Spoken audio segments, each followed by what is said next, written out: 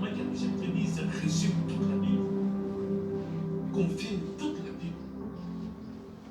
Donc, voilà, c'est ce qu'on fait à prier. Et puis, c'est aussi à prier à la La création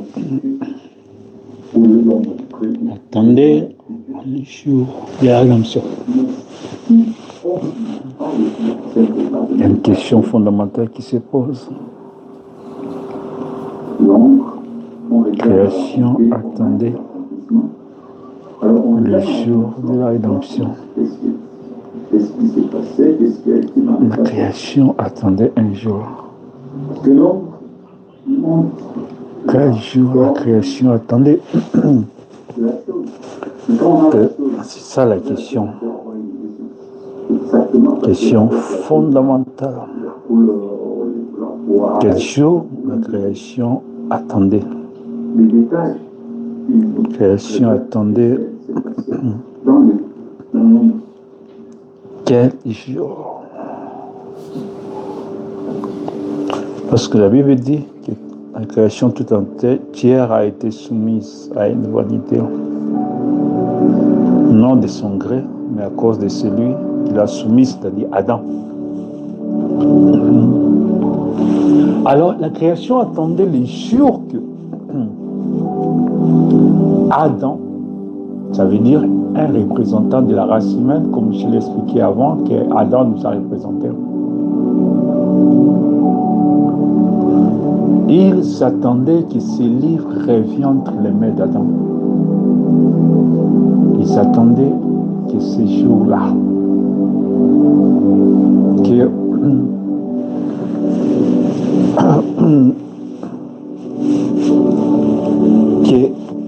les jours où les livres qui avaient quitté les mains d'Adam puissent retourner entre les mains d'Adam. Ça a été déclenché pour le retour du livre entre les mains d'Adam, ça a pris 6000 ans. Pendant les 4 premiers 1000 ans, depuis le jardin d'Éden, Dieu a pris l'agneau, il a coupé l'agneau, il a versé le sang, il a purifié Adam. Mais le sang des animaux et des bœufs ne pouvait pas ôter l'iniquité ou le péché dans Adam, dans le cœur d'Adam. Le péché qui a empêché, qui a créé un mur de séparation entre lui et le livre.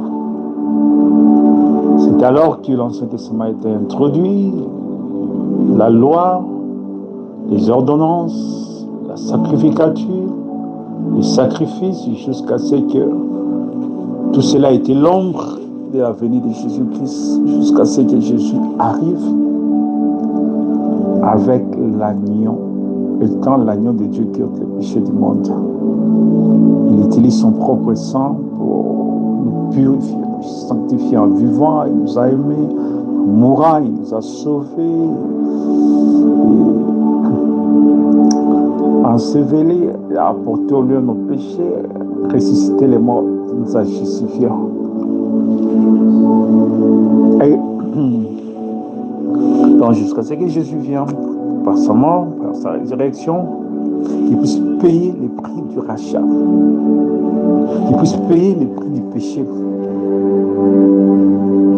Le péché qui avait retenu la race humaine, qui avait donné l'autorité à diable, qui après la mort même de celui de Dieu, ils allaient dans un endroit, le paradis, dont le diable avait la juridiction, parce que la reine d'Endor pouvait invoquer l'esprit de Samuel, des saints qui étaient là, et leur faire sortir de là.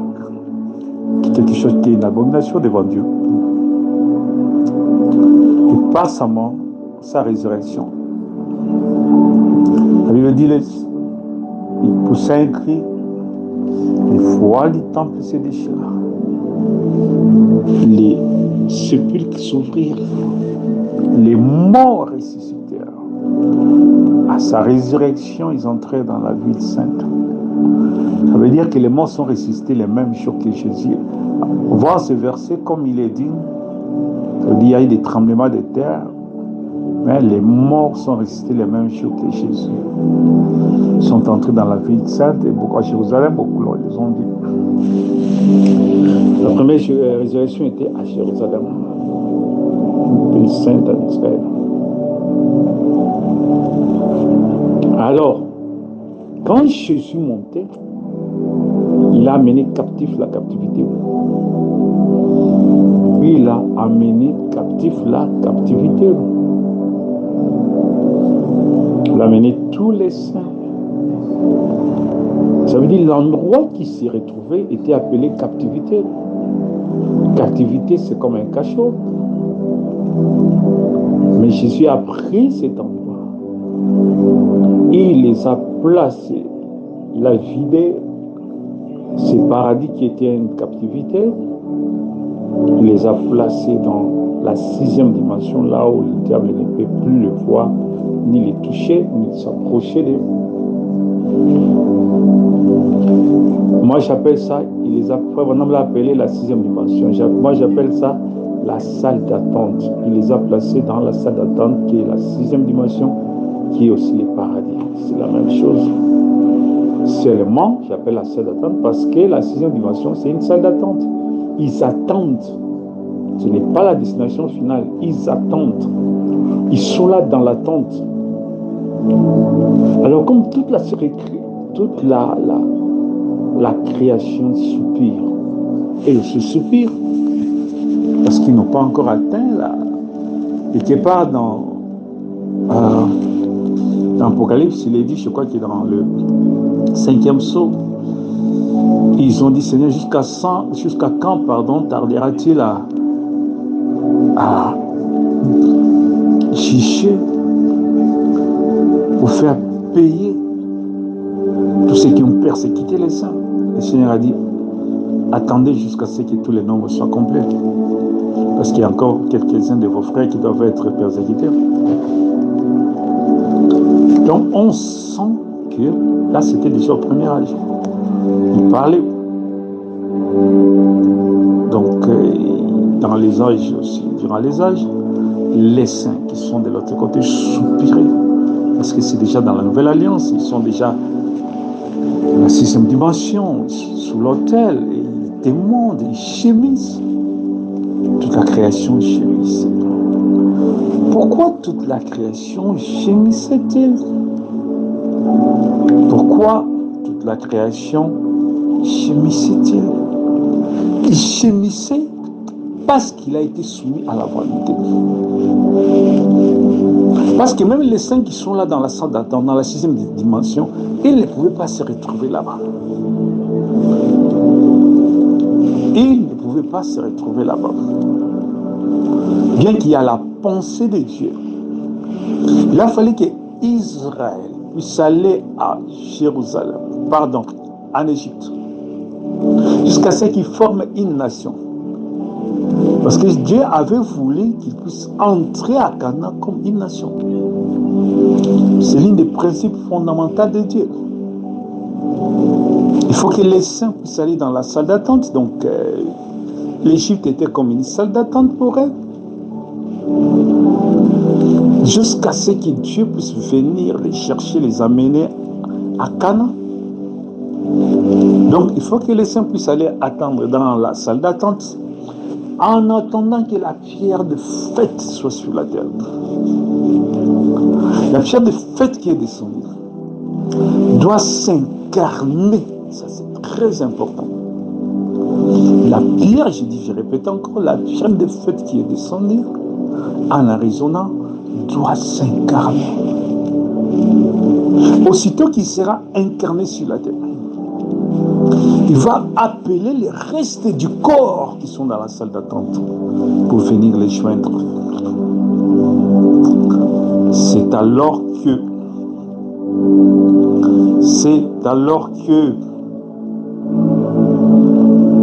il y aura la résurrection du monde. Parce que la pierre de fête qui est descendue est la tête, la pyramide, et la tête du corps. Il faut que cette pierre de fête soit s'incarner. L'arbre de vie devait s'incarner dans Jésus-Christ. Et aujourd'hui, l'arbre de vie doit s'incarner dans l'épouse. Pour que cette pierre de fête puisse s'incarner sur la terre, dans l'épouse, dans le cœur de l'épouse. Et quand la pierre de fête va s'incarner dans la vie, ça sera le troisième point.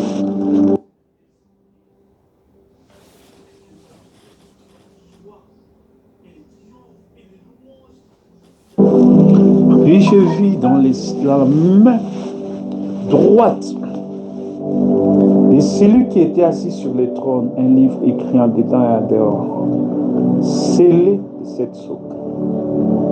Je vis un ange puissant qui criait d'une voix forte, qui dit d'ouvrir les livres et d'ouvrir le sceau.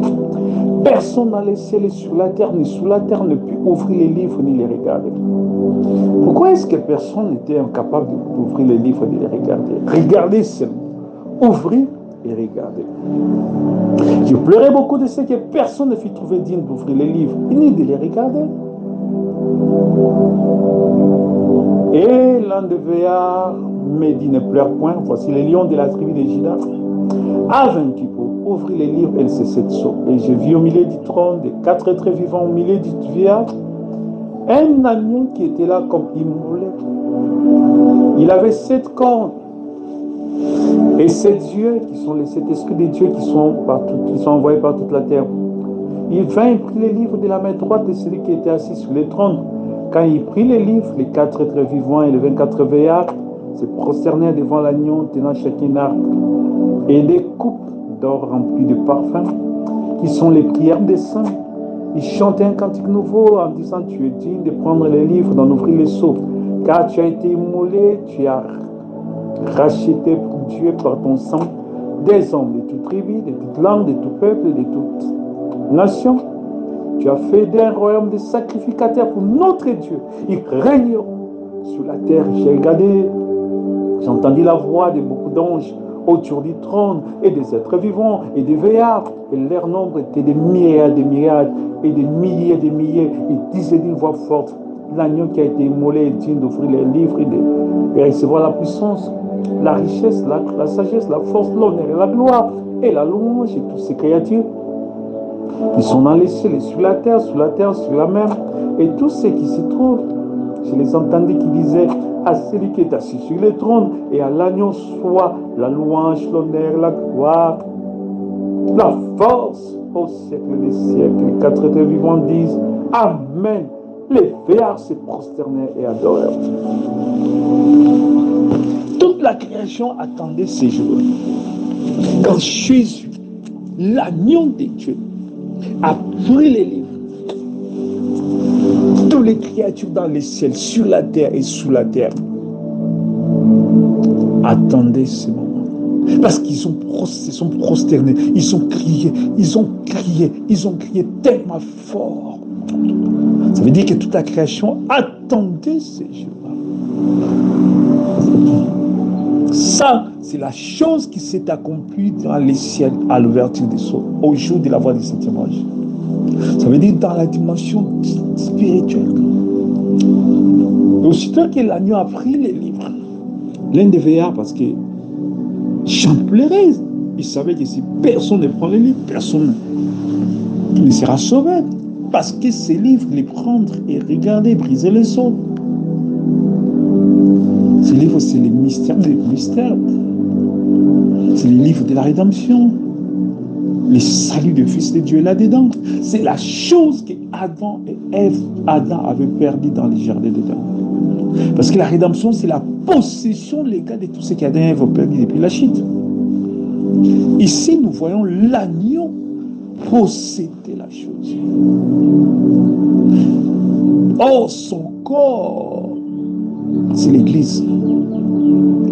Pas l'Église universelle partout, mais l'Église corps de Christ.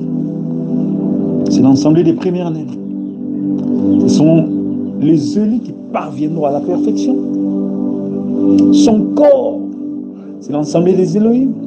C'est les fils Elohim. Son corps.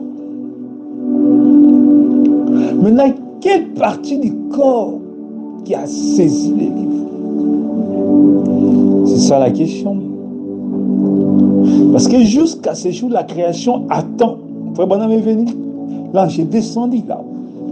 Au jour de la fois du septième ange, la théophanie du septième ange, il a libéré, il a révélé tous les sept sons. Parce que Frère Branham dit clairement, prendre les livres, briser les sceaux, libérer les titres et propriétés, ça c'est ce qui s'est fait dans les siècles. Il donne la révélation au septième ange. Il donne la révélation du livre au septième ange. Donc, le septième ange saisit les livres juste pour révéler les mystères. Or, les livres ont plusieurs facettes. Je répète encore, les livres ont plusieurs facettes. Le livre est multidimensionnel. Le livre est multifacette. Le livre détient beaucoup de mystères, beaucoup de facettes. Le livre comporte en soi beaucoup de choses. C'est l'accomplissement de toutes les promesses que Dieu a faites à l'Église, l'épouse. Toutes ces promesses sont dans les livres. Le livre, c'est le sang du Père. Le livre, c'est le Saint-Esprit de Dieu, la personne même du Saint-Esprit de Dieu. Le livre, c'est l'attribut de la plénitude de Dieu. C'est la plénitude de Dieu. Alors, toute la création attendait de voir ces choses. Il y a un mystère profond ici. Parce que Frère Branham dit qu'il a manifesté les troisième pôle. Ça veut dire le ministère des livres en faible mesure. C'est l'épouse qui va les manifester à la voix de ce tonnerre dans toute sa plénitude. Voilà pourquoi il dit attendez que ces jeunes gens puissent saisir les livres. Ils puissent saisir ces livres. Ils puissent révéler ces tonnerres. Ils vont dépiécer les diables. Il parle du réveil de ces tonnerres dans l'épouse. Il dit je ne dis pas que c'est que le Seigneur m'a dit, mais à mon avis, c'est la chose même qui va déclarer l'enlèvement, qui va produire l'enlèvement. Ça veut dire que quand l'épouse parviendra au livre, quand l'épouse sera l'incarnation des livres, quand le livre va s'incarner dans l'épouse, il y a une question qui se pose ici. Parce que la création attend ces jours. Il y a une application, ça veut dire cela s'est accompli dans le spirituel. Mais il faut que la chose qui s'est accomplie dans le spirituel, c'est très important. C'est matérialiste dans le physique. Dans les corps d'épouse. Parce que aussitôt que l'épouse, l'agneau prend les livres, c'est son corps sur la terre qui prend les livres.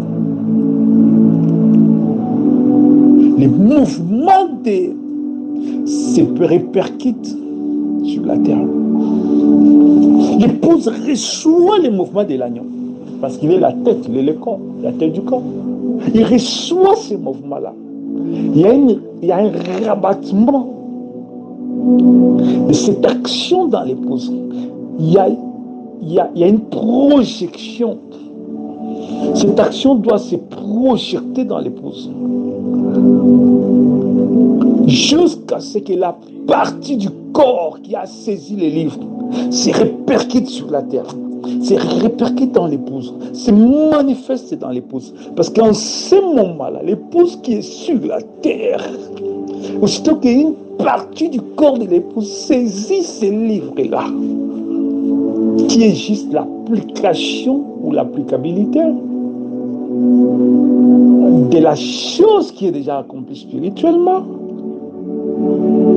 afin que l'attribut dans les corps célestes qui a saisi les livres se manifeste sur le corps terrestre. Et en ce moment-là, parce que c'est sur la terre qu'Adam avait perdu les livres, et c'est quand sur la terre, la partie du corps de l'épouse reçoit la livre. Il communique la vie à tous les livres, tous les corps. C'est ça que la création attendait. Parce que là, il y a un effet répertoriel il y a un effet de répercussion qui va se répercuter sur la création. Comme nous avons vu que toute la création a jailli des choses, a crié, toute la création, aussitôt que l'agneau avait touché au livre, la Bible dit toute la création. Il prit les livres de la main droite de celui qui est assis sur le trône. Quand il prit les livres, les 4 êtres vivants, les 24 réveillés se prosternaient devant l'agneau. Il y en a chacun des coupes d'or remplies de parfums qui sont les prières des saints. Ils chantaient un cantique nouveau en disant: tu es digne de prendre les livres dont nous prit les sceaux, car tu as été immolé, tu as racheté pour Dieu par ton sang des hommes de toute tribu, de toute langue, de tout peuple, de toute nation. Tu as fait un royaume de sacrificateurs. Tout ça, c'est le contenu du livre. C'est le livre de la rédemption. Tout ça montre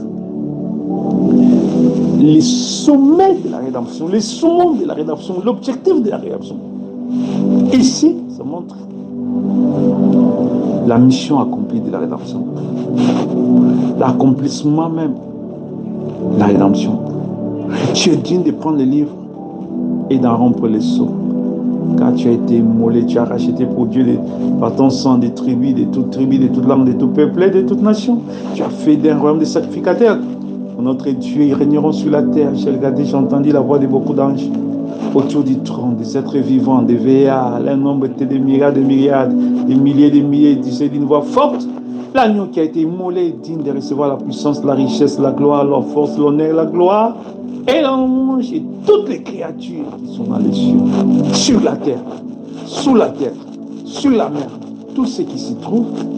Je les entendis dire: à celui qui est assis sur le trône et à l'agneau soit la louange, l'honneur, la gloire, la force. C'est cette action-là.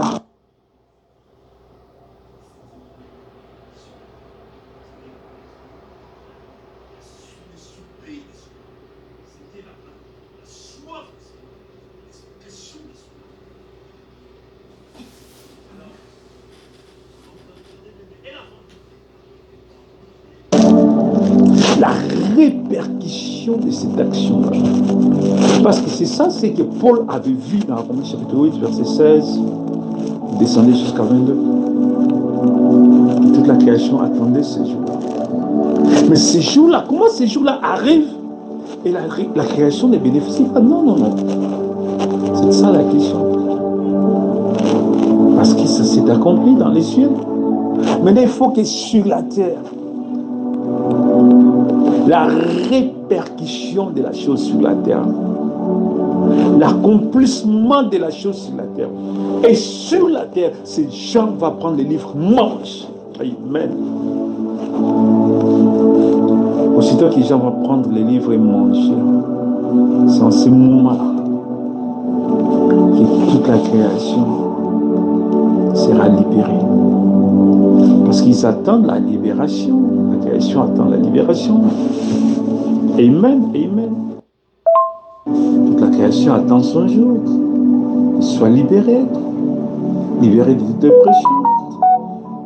Libérée de la captivité auquel elle a été soumise. Soumise pourquoi? Parce qu'Adam avait perdu les livres. Et aussitôt qu'il a l'homme, Adam veut dire l'homme sur la terre, reçoit les livres. C'est l'acte final. Il faut pas crier les jours. Et l'épouse connaîtra sa position. C'est ces jours qu'il mangera les livres. Ça sera la fin. Amen. Les jours là où je mangerai les livres, ça sera la fin. Ce jour-là est arrivé. De saisir le livre, de bénéficier de toutes les vitamines du livre, tous les ingrédients du livre, tous les atouts du livre, tous les attributs des livres. C'est maintenant. Je suis en train de voir ces jours. Ces jours, Jean prend les livres. Aujourd'hui, Jean, c'est un nom dans l'épouse. Jean, c'est un symbole, c'est un code humain. Jean, c'est un symbole, c'est un code qui doit être décodé. La Bible dit: celui qui reçoit les livres, la pierre, c'est celui-là qui a les noms Parce que son nom est écrit. C'est celui qui reçoit les codes, c'est celui-là qui va décoder. Et celui qui reçoit les codes. Jean, c'est un code spirituel, c'est un code divin qui doit être décodé aujourd'hui. Ces codes doivent être décodés aujourd'hui. Et qui va décoder, c'est celui qui reçoit les codes. C'est celui qui va ici. Amen, amen.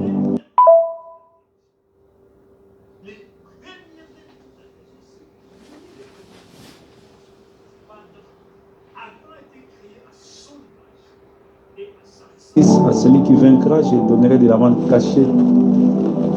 Je lui donnerai un caillou blanc, et si ce caillou est écrit un nom nouveau, que personne ne connaît, sinon celui qui les reçoit. C'est ce caillou qui est le livre. Il y a un code. Et celui qui reçoit, c'est lui qui peut lire les codes.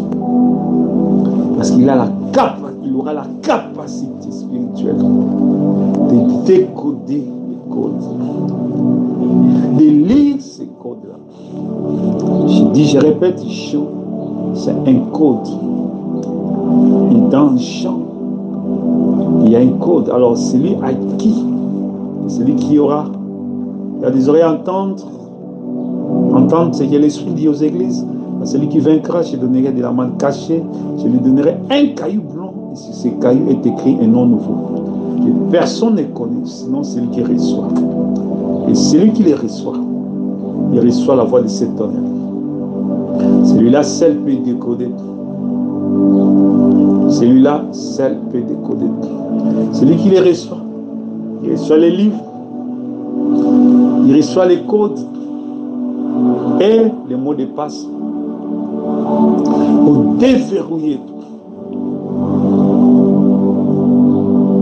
les mystères du caillou blanc, pour déverrouiller la manne cachée qui est cachée dans les livres. Car la manne qui est cachée dans les seins des livres est déverrouillée par les codes qu'on reçoit, les mots de passe qu'on reçoit pour déverrouiller. C'est celui qui reçoit. Il y a quelqu'un qui va recevoir. Dans l'épouse, il y a quelqu'un qui doit recevoir. Dans l'épouse, il y a quelqu'un qui doit recevoir. Dans l'épouse, il y a quelqu'un qui doit recevoir. Dans l'épouse, il y a quelqu'un qui doit recevoir. Dans l'épouse, il y a quelqu'un qui doit recevoir. Dans l'épouse, il y a quelqu'un qui doit recevoir. Dans l'épouse, il y a quelqu'un qui doit recevoir. Dans l'épouse, il y a quelqu'un qui doit recevoir. Dans l'épouse, il y a quelqu'un qui doit recevoir les cailloux. Et dans ces cailloux, il y a une code pour déverrouiller les noms nouveaux de Christ, pour déverrouiller. Car les noms nouveaux est caché dans les livres. Et les mystères dans les livres. Ça veut dire les noms nouveaux de Jésus-Christ, c'est Jésus-Christ, mais il y a la révélation là-dedans. Il y a un code là-dedans qu'il faut lire. Et on peut les lire seulement si on reçoit les cailloux. Et toute personne qui reçoit les cailloux a un code, un mot de passe. Et ce mot de passe lui apporte une révélation du nom de Jésus-Christ, du nom nouveau de Jésus-Christ qui est Jésus-Christ. Je veux dire une grande révélation de ce nom de Jésus-Christ lié à son attribut. Amen, amen, amen. Gloire à Jésus, gloire à Jésus, gloire à Jésus. Amen. Et c'est cet homme-là que la création attend de voir. L'épouse de Jésus-Christ. Et surtout l'épouse de Jésus-Christ. Cet homme du feu, des flammes de feu, qui est l'épouse de Christ, qui est une flamme de feu, qui est l'épouse de Jésus-Christ, qui est une flamme de feu, qui est l'épouse de Jésus-Christ, qui est une flamme de feu pour épurer, purifier, blanchir, qui est une flamme de feu. La colonne de feu, c'est un homme. La colonne de feu, c'est un corps. La colonne de feu, c'est une tente. La colonne de feu, c'est un homme. La personne même de Jésus-Christ. La personne de l'épouse, parce que la personne de Jésus qui s'est incarnée dans l'épouse devient l'épouse. La colonne de feu, c'est l'épouse. Aujourd'hui, la colonne de feu, c'est les livres. Aujourd'hui, la colonne de feu, c'est l'épouse. Amen. Que Dieu vous bénisse richement. Ces enseignements tellement profonds, tellement profonds. C'est toi qu'on attendait. Amen. Amen. Amen. Jésus-Christ, notre Seigneur, Sauveur. Amen. Amen. Amen. Amen.